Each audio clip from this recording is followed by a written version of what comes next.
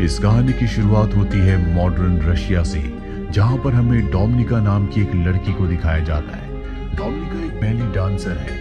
दरअसल उसे किसी भी कीमत पर पैसे कमाने होंगे, क्योंकि उसकी मॉम हमेशा बीमार रहती है। उनके इलाज के लिए हमेशा उसे पैसों की जरूरत होती है। और एक दिन जब वो परफॉर्म कर रही होती है तो उसका पार्टनर गलती से उसके पैर के ऊपर पैर रख देता है, जिससे उसके पैर की हड्डी टूट जाती है। और इस एक्सीडेंट के साथ उसका डांसिंग करियर हमेशा के लिए खत्म हो जाता है, जिससे उसे बहुत दुख होता है। उसे नहीं पता कि अब वो पैसे कैसे कमाएगी, अपनी मॉम का इलाज कैसे करवाएगी। कुछ महीने बीत जाते हैं और उसका पैर ठीक हो जाता है। एक दिन उसके अंकल, जिनका नाम इवान होता है, वो उसके पास आते हैं। दरअसल ये रशिया की सीक्रेट एजेंसी में डायरेक्टर है। वो डोमिनिका को कहते हैं कि मुझे तुम्हारी मदद की जरूरत है, तुम मेरे साथ काम करो। पर डोमिनिका साफ साफ मना कर देती है। उसके अंकल उसे बताते हैं कि तुम्हारे पैर का एक्सीडेंट हुआ नहीं था, बल्कि जानबूझकर तुम्हारे पैर की हड्डी को तोड़ा गया था। और जिसने ये किया था वो तुम्हारी दोस्त है। उसने ऐसा इसलिए किया ताकि वो डांसिंग में तुम्हारी जगह ले सके। ये सुनकर डोमिनिका को बहुत दुख होता, बहुत गुस्सा आता है और वो अपनी दोस्त के घर जाती है और उसे बुरी तरह से मारती है। इसके बाद एक बार फिर से वो अपने अंकल इवान से मिलती है और उनसे पूछती है कि मुझे क्या करना होगा। उसके अंकल उसे बताते हैं कि एक बहुत बड़ा गैंगस्टर है, तुम्हें उसे सिड्यूस करके एक होटल के कमरे में लाना होगा और इसके बाद हमारे एजेंट्स अपना काम कर देंगे। इसके बदले तुम्हारी मॉम के जितने भी मेडिकल के खर्चे हैं वो सब के सब हम उठाएंगे। और अब डोमिनिका उसकी बात मान जाती है। वो उस गैंगस्टर से एक बार में मिलती है जहाँ पर वो उसे सिड्यूस करती है। इसके बाद वो गैंगस्टर उसे होटल के कमरे में ले जाता है, पर यहाँ पर इस वक्त तक कोई भी नहीं पहुंचा होता। इसीलिए वो आदमी उसकी जबरदस्ती इज्जत लूट लेता है, जिससे डोमिनिका को बहुत दुख होता है, क्योंकि उसे सिर्फ उस आदमी को सिड्यूस करना था। अब यहाँ पर एजेंट आ जाते हैं और उस गैंगस्टर को मार देते हैं। पर डोमिनिका इस बात से टूट गई है। वो अपने अंकल के पास जाती है और कहती है कि आज के बाद मैं ये काम कभी नहीं करूंगी।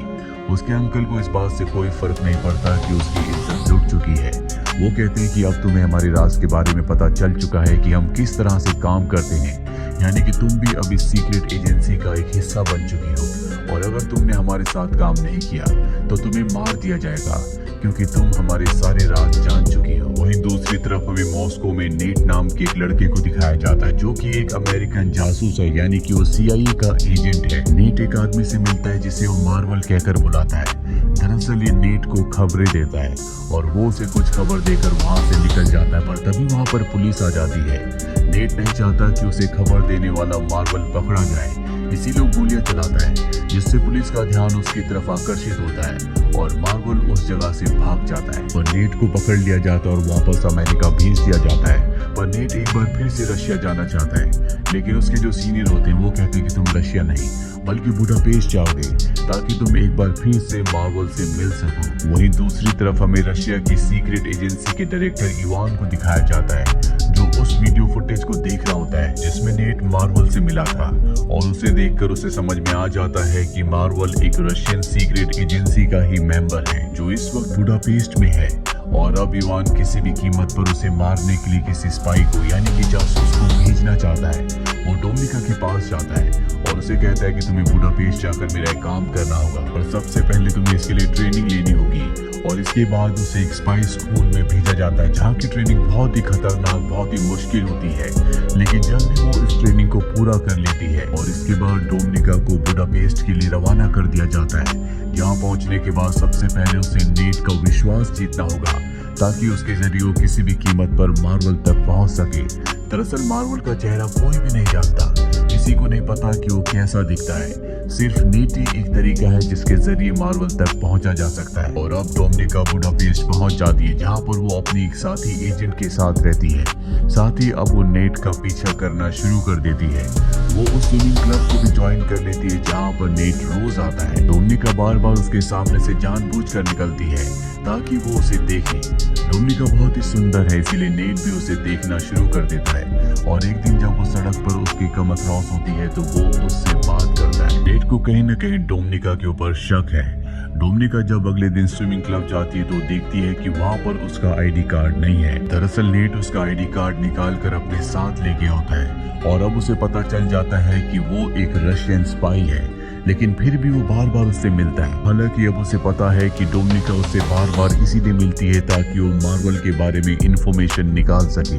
वही डोमिनिका जब एक दिन अपने घर पर जाती है तो उसकी जो उसके साथ फ्लैटमेट होती है, जो खुद भी एक स्पाई है, वो घर पर नहीं होती। और जब वो घर की तलाशी लेती है तो उसे पता चलता है कि उसकी जो साथी है वो किसी अमेरिकन स्पाई से मिलने वाली है, जिसे वो कुछ इन्फॉर्मेशन देगी और उस इन्फॉर्मेशन के बदले उसे पैसे मिलेंगे। डोमिनिका समझ जाती है कि उसे भी उसी की तरह एक मिशन दिया गया है। अब डोमिनिका अपने काम को पूरा नहीं कर पाती, उसे मार्वल के बारे में कुछ भी पता नहीं लगता। इसीलिए इवान यहाँ पर आता और उससे पूछता है कि तुम्हारा काम इतना स्लो क्यों चल रहा है? अगर ऐसे चलता रहा तो तुम्हें मार दिया जाएगा। वो कह देती कि मेरे काम स्लो चलने का कारण ये है कि मैं अपने साथी एजेंट के साथ उसके मिशन पर काम कर रही हूँ। ये सुनने के बाद इवान को बहुत गुस्सा आता है। वो कहता है कि तुम्हें अपने काम पर ध्यान देना चाहिए। और जब डोमिनिका अपने घर पर नहीं होती तभी वहाँ पर एक दूसरा रशियन एजेंट आता है जो डोमिनिका के रूममेट फ्लैटमेट को मार देता है क्योंकि उसने अपने सीक्रेट मिशन को डोमिनिका के साथ शेयर किया था। हालांकि उसने नहीं किया होता, लेकिन डोमिनिका ने कहा होता है कि मैं उसके साथ काम कर रही हूँ। इसीलिए इवान को रशियन इंटेलिजेंस को लगता है कि उसने अपने खुफिया मिशन को किसी के साथ शेयर किया, इसीलिए उसे मार दिया जाता है।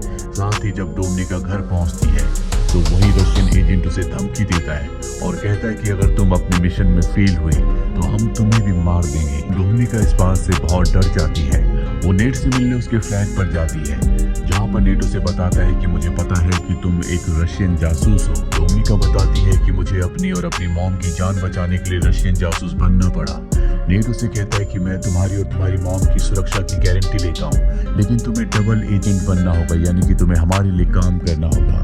और उसकी बात वो मान जाती है, जिसके बाद ये एक दूसरे के बहुत करीब आ जाते हैं। और अगली सुबह जब वो नेट के घर से निकलती है तो उसके पास उसका एक गिलास भी होता है जिसमें नेट के फिंगरप्रिंट्स हैं। वही नेट एक बार फिर से मार्बल से मिलता है। मार्बल उसे आगाह करता है कि तुम्हें डोमिनिका से दूर रहना होगा क्योंकि वो एक रशियन जासूस है, वो तुम्हारे लिए बहुत बड़ा खतरा बन सकती है।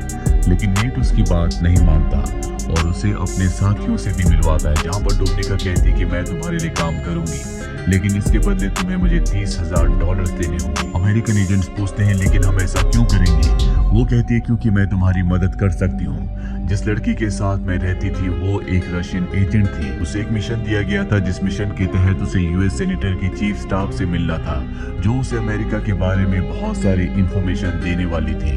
पर उसकी अब मृत्यु हो चुकी है और वो मिशन अब मुझे दिया गया है। मैं तुम्हारी इसमें मदद कर सकती हूँ। ये सुनने के बाद वो उसे पैसे देने के लिए राजी हो जाते हैं और अब डोमिनिका सेनेटर की चीफ स्टाफ से मिलती है जो उसे डिस्क देती है।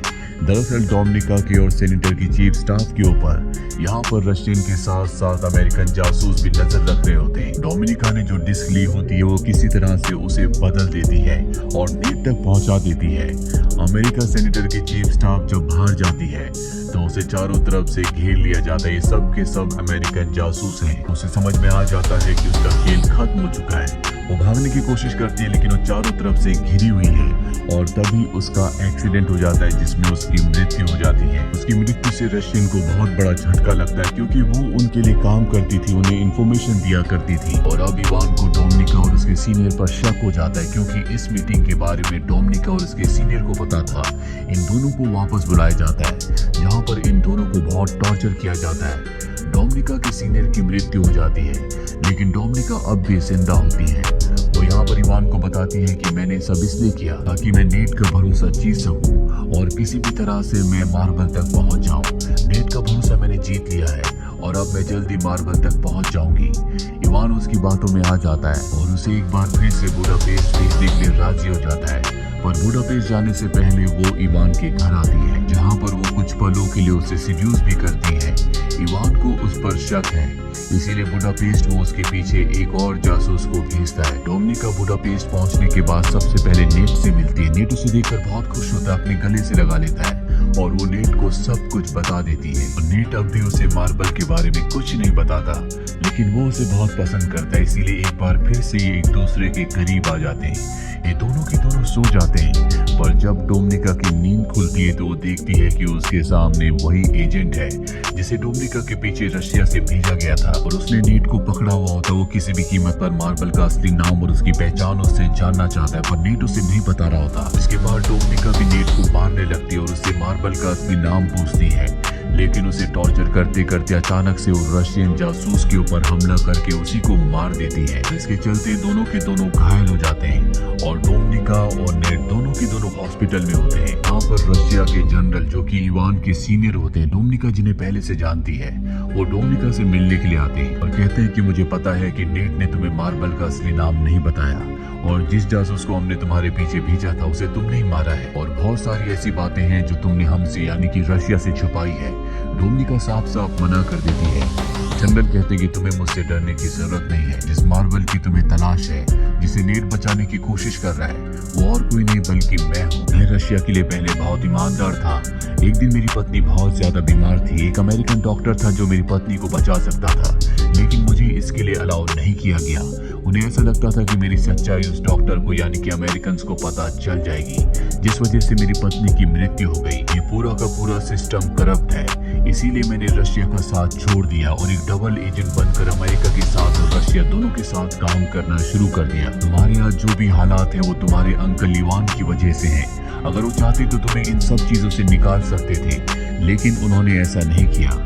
तुम मेरी सच्चाई रशिया की खुफिया एजेंसी को बता सकती हो, जिससे मैं पकड़ा जाऊंगा और तुम एक नेशनल हीरो बन जाओगी और उसके बाद तुम मेरी तरह अमेरिका के साथ और रशिया के साथ दोनों के साथ एजेंट बनकर काम कर सकती हो और रशिया की करप्ट एजेंसी को खत्म करवा सकती हो। दरअसल जनरल ने उसे सब कुछ इसलिए बताया होता है क्योंकि उन्हें पूरा विश्वास होता है कि जल्द वो पकड़े जाएंगे और वो नहीं चाहते कि उनकी जिंदगी वेस्ट जाए। वो चाहते हैं कि डोमिनिका उन्हें पकड़वाए, जिसके बाद डोमिनिका उनकी जगह ले ले और अब डोमिनिका रशियन एजेंसी के पास जाती है, जहाँ पर वो उन्हें मार्बल की सच्चाई, उसका नाम और सब कुछ बता देती है।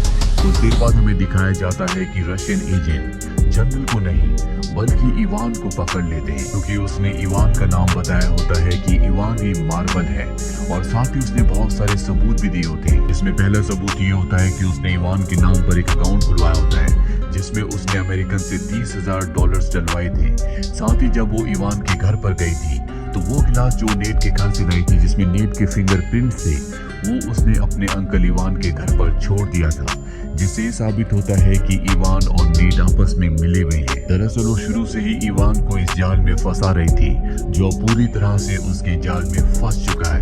वो चाहकर भी अपनी बेगुनाही साबित नहीं कर सकता।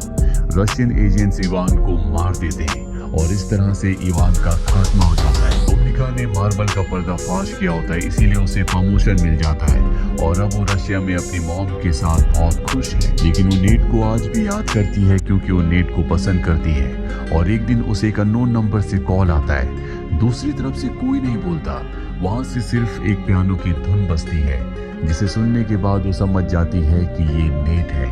इसी के साथ ये फिल्म, ये कहानी यहीं पर खत्म हो जाती है। उम्मीद करते हैं कि ये कहानी आपको पसंद आई होगी।